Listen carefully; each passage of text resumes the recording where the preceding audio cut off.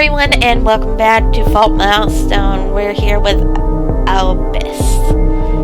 You're not Dumbledore, though. I'm answering your questions, fully aware that you most likely would be in disbelief. You're free to believe me or otherwise. In fact, if I were in your place, I probably wouldn't believe myself. Realistically speaking, there's no way to verify your original. Let him speak, okay? In any case, we're both dead at a dead end anyway. This way we can see if he's telling the truth or not, okay? She does need to use that then. Very well. The younger-looking girl seems to hold the power in relationships. Quite intriguing. This is so I find it difficult to swallow your claim that Rune is indeed a machine. Perfectly sensible. To be honest, much of it remains a mystery to myself as well. Albas? Yes? If you don't mind, we'd like to show you a kind of crab, if you'd so please. Mana crab, you'd say? Are you two mana cravers? Yes, we're mana cravers who come from a country far away from here. You say you're travelers, but to think you were from the inner pole. Are you sure about this? Consider where you are right now. What about mana shock? According to Rudo, we had 3 or 4 days remaining. For shouldering that risk by voluntarily being here. I see. I think I now have grasped how gravely you two view this matter. Seeing as you're willing to divulge all this, should I take it to mean you're deadly serious about all this? Here to keep unsettlingly asking you for information after all. I do appreciate the sentiment. But unfortunately I don't have time. I'm essentially being trapped in the office from tomorrow until next week, though there's no free time to spare. So I have some matters to attend to after this as well. That won't be an issue. This craft will be over in the blink of an eye. Just as she says, this craft won't take much of your time. I'm not sure I follow. What should I do exactly? In the meantime, all we need to do is your trust in us. All we wish to do is exchange information with you. If there's any information or knowledge you'd like us to impart, then we can share it directly with you at the same time. Share your information directly? Before we go any further, this means you don't have any reservations with talking with us, right? Yes. Though I do have my limits. It's just that I don't have time to explain everything in full. It's alright, you'll understand in a few minutes. Will you trust us? Okay, I trust you. Thank you very much. Okay, Ratona, could I have a little mana? Your wish is my command. Good grief, this is quite a turn of events. Can't believe I get to see a mana crate performed in the flesh. I'm a little anxious. We'll explain further on the other side. Now, other side?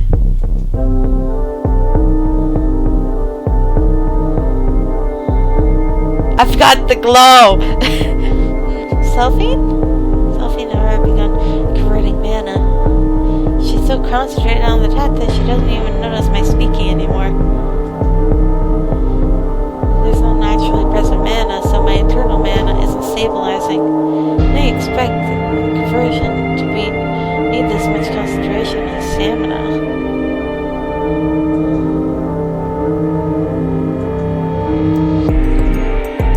Just how did Ratona create her sword so quickly? Alright, this should do it. Selphine opened her eyes wide. As soon as she finished preparations, she or me, her eyes more radiant than before. The sheen of her hair, too, even the skin seems to be radiating in a weak light. Shall we begin? Yes. Excuse me for a moment. Selphine pressed her right index fingers together, lightly touched Albas's temples. Are you alright? Seem to be taking longer than usual, perhaps because we're in the outer pole. Yeah, it's been a while, so I'm a little nervous. No need to tense up so much. This craft isn't going to be of any harm. Your body will warm up a little as you've done some light jogging. I see. Now, if you please, bless. Understood? What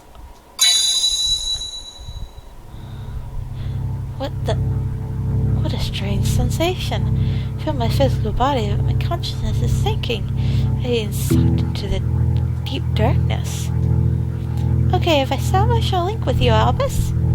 Next is Rotona. Rotona as well? Selphine serves as an intermediary connecting the three of us. That allows us all to share our consciousness. Is that even... Now we will conduct what is referred to as a mind dive. It's a type of mana-crave that falls under the conclave, which is mainly used to establish links between the conscious of one or more parties. How do you feel, Albus? This all feels very strange. The sound around us are slowly fading, and that my consciousness is being trapped inside. Inside, there's a girl, Selphine, whose existence is growing more and more pronounced. You're ready to... Rotona, could you bless, please? Understood. Now, Rotona was joining my consciousness. All this, truly, there are no words for I can describe all this. Let's begin. Huh? This place is... Lab 9? How did we get in this place? This place is called Milestone. It's a space serving as a materialized form of your subconscious. A manifestation of my subconscious. Manifestation of the subconscious. Did my thoughts just flow out without my knowing it? We're currently in the realm of your subconscious. My subconscious. All the things you wish to ask, anything, any information you allow us to know is conveyed to us purely as is. In a sense, you ought to be able to hear my thoughts as well. Her mouth isn't moving, but I can still hear her voice. Sure, it doesn't quite express to you, but I'm sure you'll quickly get used to it. I see. How do I put it, as I've wandered straight into a fairy tale? Oh, this garden crave is a mind dive. It's supposed to be last but a moment or two. A conversation that would normally last a full hour will only take a split second. There are some conditions that may cause it to take longer. Most of the time, when there are multiple people like this, it does take quite a bit longer. This time, since there's 3 of us, so it won't be less alienating to Albas, I've structured it more of a conversation between us. I am grateful for that, I suppose. Should I? I'm the one who can't follow conversations. No, who can't follow conversations? Pretty nervous about all this, so try to explain it a little better.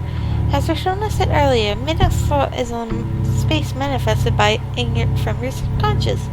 And here there's no distinction between truth and lies. The only thing here is the mana within your body and the mind containing your pure, unadulterated memories and unconscious mind that follows you to convey them. Conveying my memories, both my conscious and subconscious? Humans do have memories which they'd rather not let others know. Your conscious and unconscious self have the right to choose what to show us and what not to. There are things you'll feel you must tell us, and others you feel you mustn't. For these sealed-off memories, even someone like me can really use a mind eye cannot peek into those. Essentially, except for the things you choose to tell and show us, the rest will not be conveyed to us.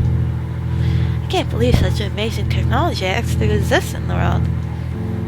Mind Death is quite a particular crave. Only one who can use the path down can utilize it. Basically, it's a crave only your royalty can use. Not something that needs to be shared, so I'm keeping these thoughts and memories closed off. That's so, I don't fully understand, but it means we can take our time here and discuss whatever we wish at our own pace. No, we don't need to go in such a roundabout manner. We can communicate via senses as well. Once you open up the information we need to exchange. Really? Huh? Nothing's happening. Looks like we need a little more time. I suppose this was dealing with someone from the outer pole. The flow of internal mana is a little stagnant. It will take some time to react.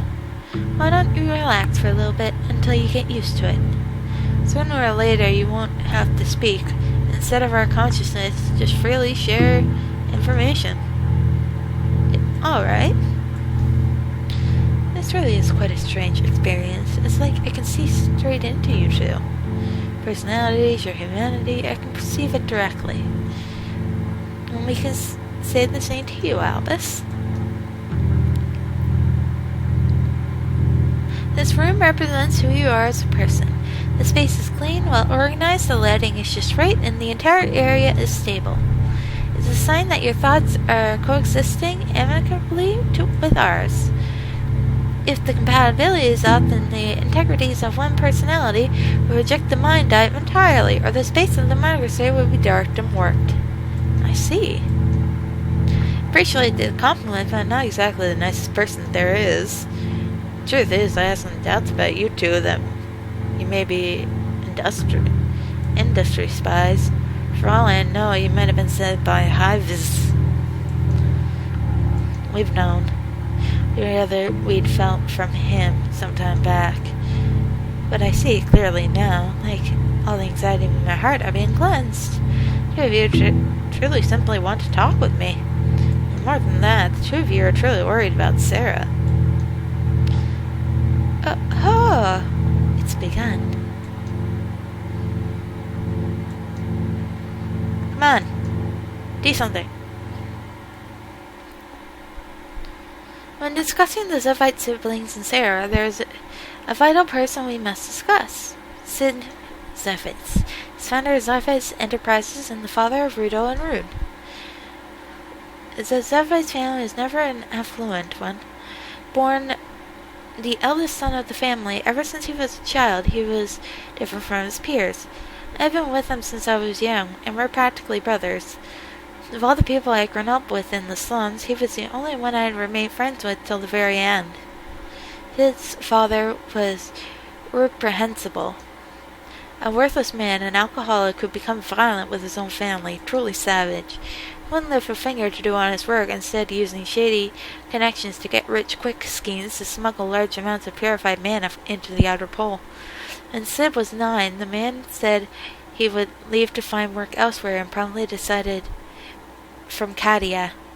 Sid had to take care of his weak mother all by himself. At the time, the idea of using mana for energy had existed in Kaida. Instead, they would use coal or kerosene to make it through the winter. The winter cold was so harsh there were numerous casualties every year. It was where we lived in the slums that was hit the hardest. Well, we had some kerosene.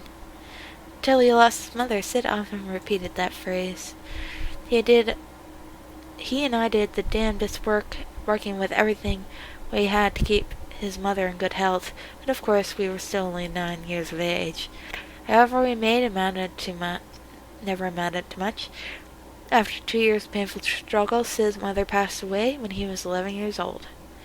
That year, something inside Sid changed. He'd always been prejudiced against the world, cursing it every chance he got, but he changed completely. Perhaps he'd got an epiphany. Unless he changes the world, it will swallow him whole. That goes for likes like this. His life would amount to nothing but him crawling in the dirt. He accepted the unjust and brutality of the world. At his mother's passing, Sid was alone and free to do what he wanted. Whenever he had time, he would talk about mana. At the time, it was so completely beyond me. Sid's father, whom he so hated, was obsessed with mana.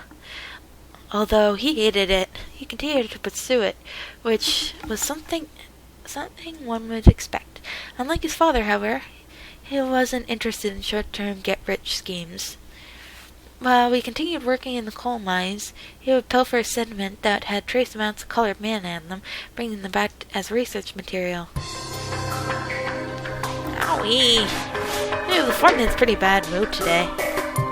I knew it would be some hard work, but I tell you, the coal mine worker ain't getting a human out of do. barely paid enough just to put food on the table, too. Ah, my joints are all screaming in pain. Still have to consider ourselves lucky to even have work. It looks like this year's winter is going to be incredibly cold as well. Well, at least it's freaking hot while we're working. Rather than be moving around and working than just sitting in a school all day. It's way more fulfilling. What the heck do you want to waste your childhood in a dump like that? Not me, that's for sure. Aha! You have a point there. Alright, Albas, let me show you something really cool. What? Is that? That's right, it's a sediment. There's not a lot of it, but there's definitely a bit of colored mana inside. Where did you even... Oh, we're mining. The coal mine might exactly be a mana mine. What have you done, Sid? Don't tell me you're going to sell that. No way, that's dirty money. I'll find you and throw you in prison.